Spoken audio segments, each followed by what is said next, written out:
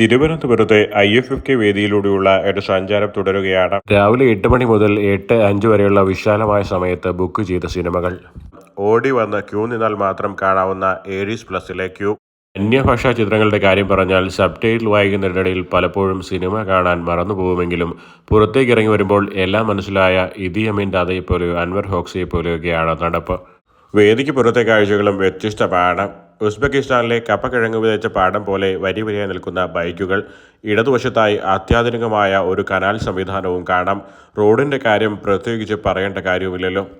തായ്ലൻഡിലൂടെയുള്ള എൻ്റെ സഞ്ചാരത്തെ അനുസ്മരിപ്പിക്കുന്ന ഒരു ഓട്ടോ യാത്രയും ലഭ്യമായി. ഓട്ടോ നിർമ്മിച്ചത് ഇന്ത്യയിലാണെങ്കിലും മീറ്റർ തായ്ലൻഡിലാണെന്ന് തോന്നുന്നു. ഒരു തായ് ബട്ട് എന്നാൽ 2.5 രൂപയാണല്ലോ.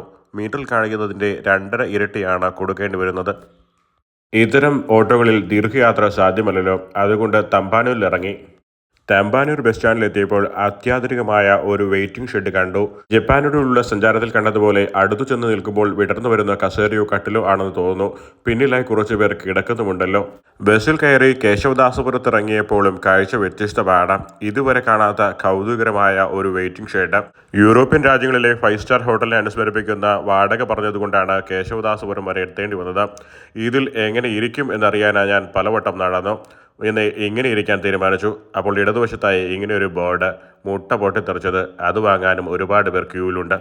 ആംസ്റ്റർഡാമിലെ വഴിയോര റെസ്റ്റോറൻറ്റുകളെ അനുസ്മരിപ്പിക്കുന്ന രീതിയിലുള്ള വലിയ ക്യൂവും വിഭവസമൃദ്ധമായ ഡിന്നറും.